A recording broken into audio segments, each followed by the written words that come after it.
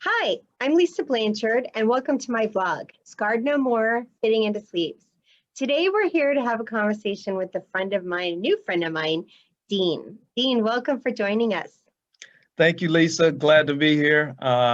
Excited to be on your vlog and contributing to your message and what you're creating in the world. Yes, thank you so much. So when I originally created the idea of this vlog and this game in the world on the Landmark Team weekend, I shared about it in front of the whole group. I couldn't believe it. I raised my hand and I actually got called on, and it was really kind of scary. I thought I didn't know what I was doing. But apparently I was inspired because Dean reached out to me and said, wow, what you're doing is amazing. I want to be a part of it.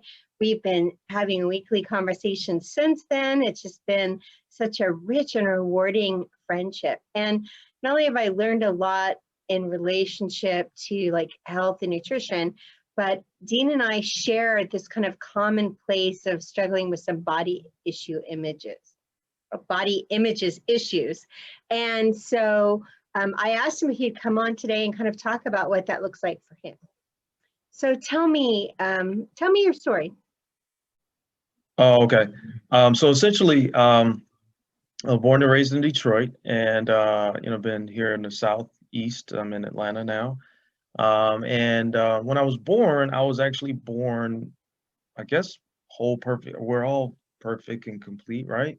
And shortly after, uh, I guess maybe even before the age of 1, I had a hernia around my navel, and I had a surgery, and they kind of botched the surgery, if you will, because I have a lot of scarring from where they took the stitches out around my navel. And my dad and my mom were like really young when they had me, not super young, but young. And I think my dad was 28, my mom was 25 from what I saw on the birth certificate. But the point is, they didn't really know what to do. And they had, contemplated suing the hospital and that kind of thing. But long story somewhat shorter, as I got older, when I would go to the beach or if I went to play basketball, a lot of times the typical thing is you'll take your shirt off or whatever. And, sometimes the guys will be ripped or whatever, or they just look normal. And I didn't feel like I looked normal because I had this scarring around my navel. So I was always very reluctant to take my t-shirt off. Um, and it really has been kind of in my space for years, really. And only like even recently at my job that I have, my one of my supervisors mentioned I was out in the mulch yard. I work at a hardware store, and I kind of pulled up my shirt to wipe the sweat off my face. And apparently, he saw my navel, and he mentioned it. He's like, "Yeah, I saw your navel. What happened there? At one time that would have triggered me, and had me just kind of defensive and maybe feeling just a little put off. And only because of a lot of the work that I've done where I met you, Lisa, with Landmark Education, have I been able to get beyond that to the point where it doesn't really stop me as much anymore. If I think about it enough, I might still have some issues around it, but typically, it's not a big deal. And then, later on, I ended up having issues with like cystic acne. So I have scarring here from going to the dermatologist, and it affected my self-esteem and confidence.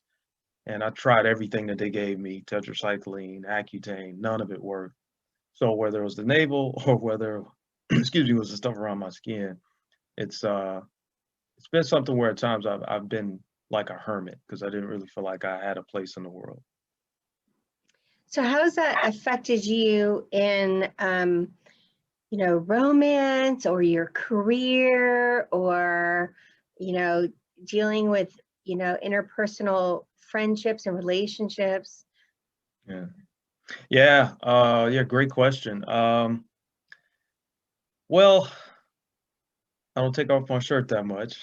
I don't go swim. I don't live near the beach, I'm not in California like you are. And even in Michigan, we had a lot of water, but I never spent a lot of time around the water, so I didn't really have that as much of a concern. But I will say this in terms of like my skin and my complexion, eighth grade, I had this great complexion. I just transferred to a new school, and I don't know what it was. It must have been the stars were aligned or something. I don't feel like I'm a terrible looking person. But at that time, I didn't have any issues with my skin. So all of the women, it seemed like wanted me. Maybe it's because I was the new guy. And so, and then by the time I go to high school in my 9th grade year, I got my first like cystic acne bump. It was like right here. I'll never forget that. Where they say the third eye is your pineal gland or peanut. Yeah, I think it's pineal gland. And I always remember people just commenting on it, like, what's going on there? You know, and at times when I get bumps, they're like really big and they're painful and they hurt. And and so it went from me being like being able to almost pick and choose the kind of woman that I wanted to having like those same women that saw me in 9th grade, like ignoring me, like I didn't even exist. Like, are you speaking to me? I literally had that experience. And so from different points of view, you know, like when that showed up in the 9th grade, I skipped so much school in the 9th grade, it is not even funny. It's amazing that I was even able to graduate the 9th grade because I was just that self-conscious. And and so I really didn't have a romantic life. In high school, I didn't date. I didn't have some of the same experiences that most people have. It carried on into my life after high school. I saw my peers, I saw cousins, and you know, having multiple girlfriends. You know, one, some had multiple, and for me, that just wasn't my experience. So it definitely has had an effect to where most of my life has been in my head. You know, I've lived life in my head around the women I could date or the car that I could drive.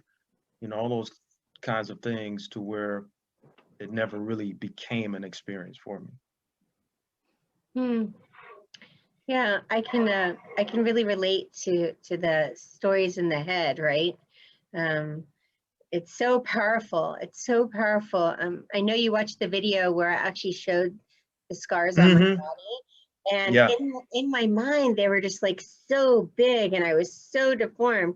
And as I'm actually doing that video and I'm really looking at it, I'm realizing in that moment that they're not that big, right? It's Mm, just that I've made them so big, right? exactly. And how they've just had such power. I mean, they got to dictate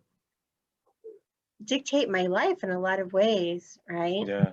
Um, and you know, also just feeling, you know, feeling like a freak, feeling unlovable, right? Hmm.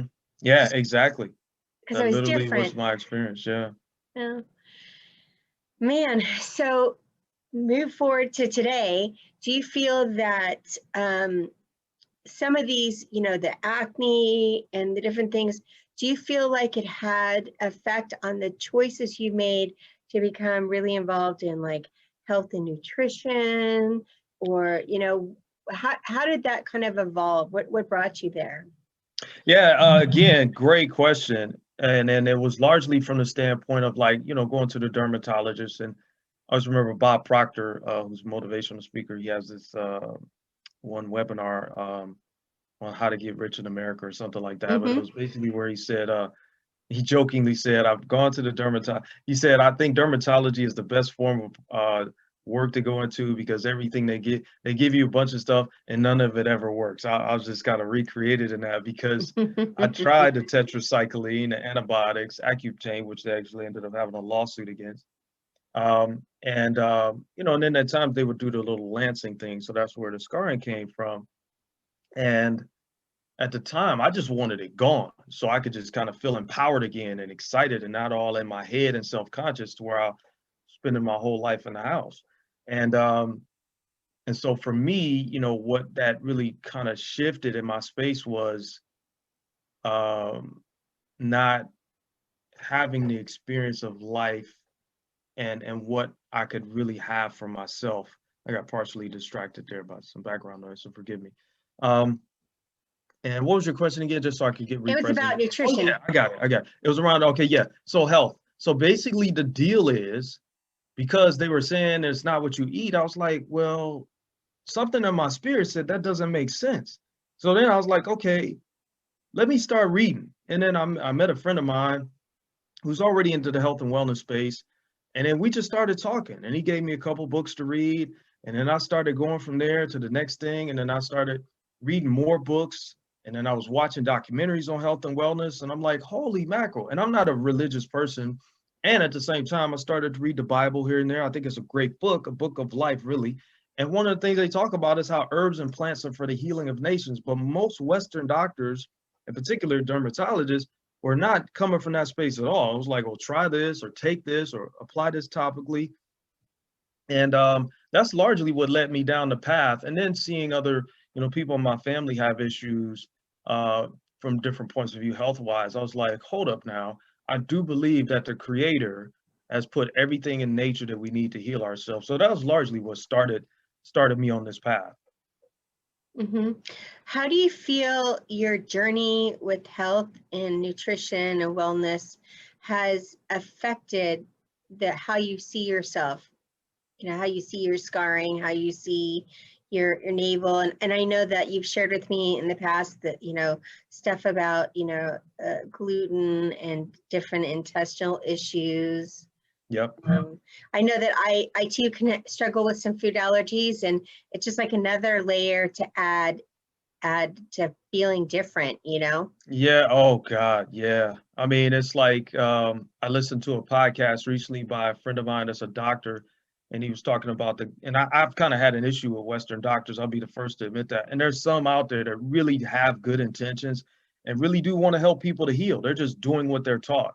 And a part of what they're taught is that they're not taught much at all about herbs or herbs, maybe is the correct way to say it, and natural plant-based ways to treat or heal.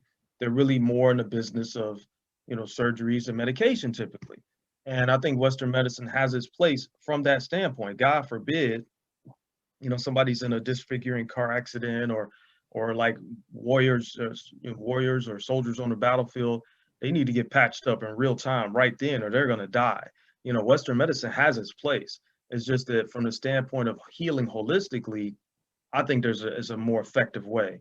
And a friend of mine that's a doctor, he mentioned some things in his recent podcast about the gut, the microbiome, and how most of us, if we really look at the what is so about society as we know it, the soil that we've been planting food in for the same soil for like 50 years is depleted of vital nutrients, vital sources, vital mineral sources that our bodies need to sustain ourselves.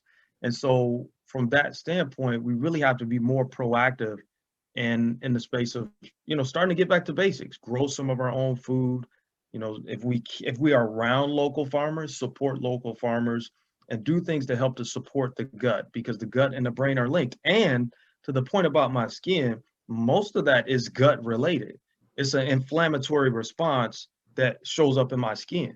So for some people, it's fibromyalgia. For some people, it's diabetes. Anything with an itis attached to it, uh, tendonitis, vaginitis, whatever you name it. That's all inflammation.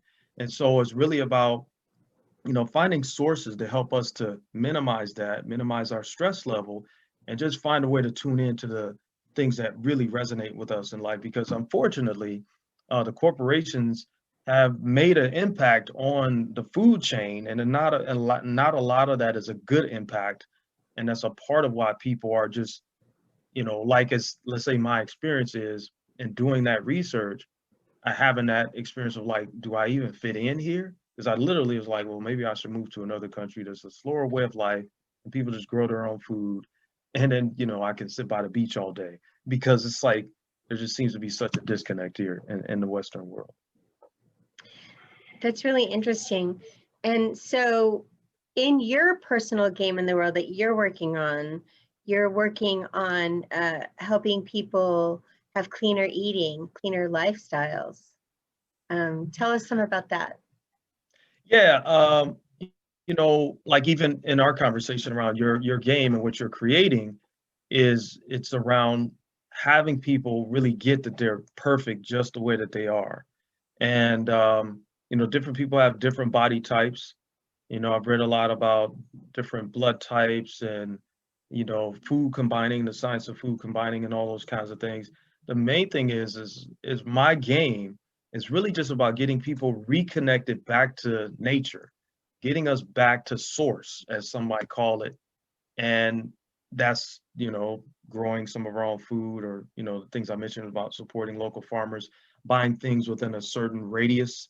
You know, usually when food is picked, yeah, you know, I live in Georgia, so if something comes to the market that I go to from California, that means that more than likely they had to pick it early, even if it's organic, and that flavor profile is not going to be the same. And I have firsthand evidence of that, as it would be if I got it from John, the local farmer here in Stone Mountain, Georgia.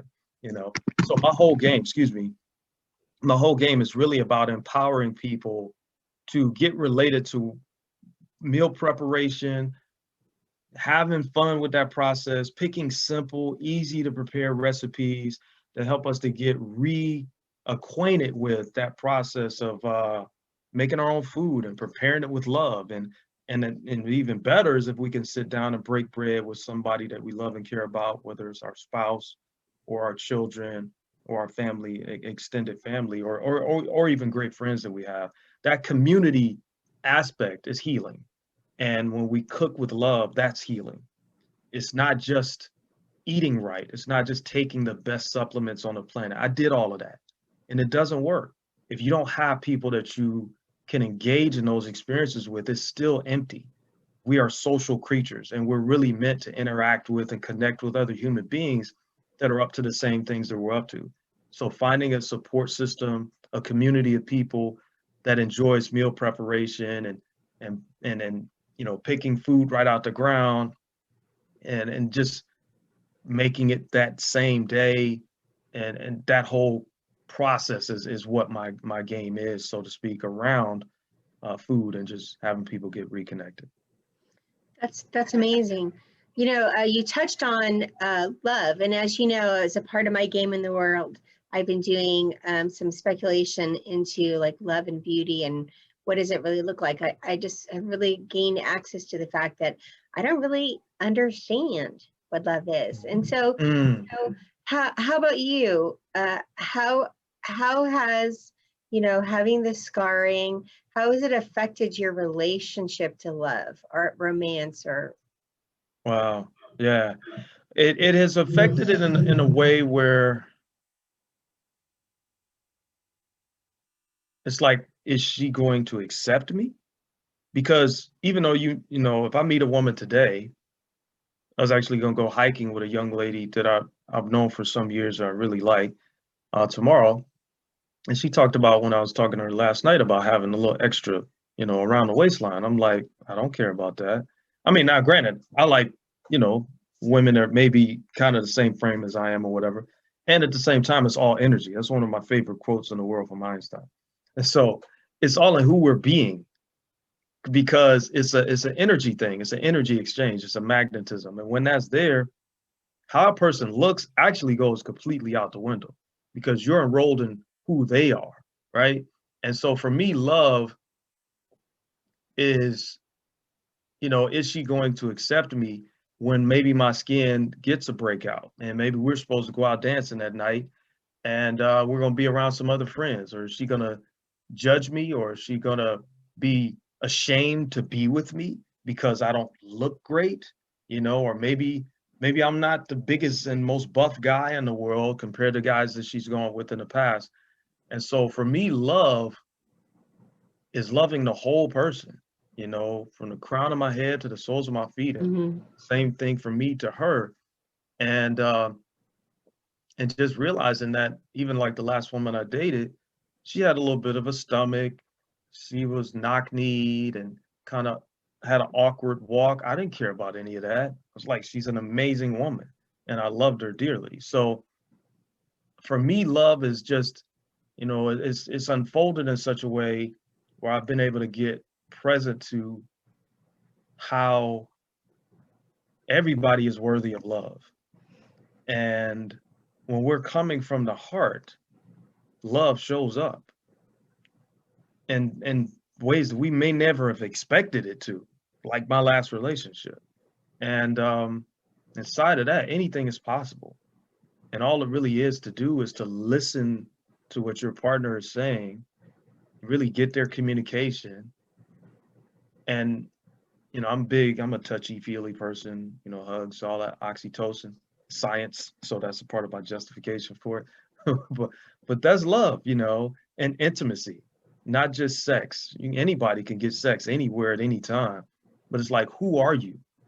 Have I taken the time to get to know you? Have we had conversations around what you're passionate about, what you're excited about, what you want to create in partnership? Do you even want that? And if you don't, then that gives me something to consider in terms of whether I want to continue to be in a conversation with you for a relationship. So love is amazing. And that is the ultimate driver for everything that I do. If the love isn't there, you'll know it like right away. I don't know if that answers your question. Wow, thank you. It's nice because I always feel the love, the love that you share with me, and so it's a really wonderful thing. I think the greatest gift or the greatest expression of love that we can give to somebody is the truth, right? And Exactly. so I really appreciate you and all that you do to support my efforts and being my friend. I just, in such a short time, I just feel so so connected to you. So it's really a beautiful thing. So I want you to know how much I appreciate you. And I really appreciate you being here today, talking to us, sharing your story. So thank you very much. My pleasure. My pleasure, Lisa. I mean, you're an amazing woman. I love your conversation and what you're committed to. And it's always a pleasure to be around other like-minded human beings that are out to make a difference in the world. And it's not always the easy thing to do, to share ourselves and to share ourselves vulnerably for a long time. That's why I avoided YouTube and, even some of the other, social media channels, because I'm like, well, I don't know if I want to share that. But I'm like, if it helps somebody else to get freed up so they don't have the experience of being a hermit when they really want to be out, having fun, enjoying life. Most of my life when I was in high school, I was in the house. After I came home from school, I was in the house and I never left the house until it was time to go back to school the next day. And so if there's something that I can share to get somebody else freed up so they can be empowered and really experience this beautiful thing called life. It's a beautiful day here in Georgia, and I got to make some time to get out there. That's where the difference is made. So that's about being selfless, Thank you so much. Thank you for this. It's all the time we have. So once again, thanks. And if you are inspired by this, if you can relate to it, if you yourself or know somebody who has a story to share, please send me a message here, or you can email me at scarrednomore@gmail.com. Thanks so much. Bye-bye. Thank you, Lisa. Awesome. Keep doing the work.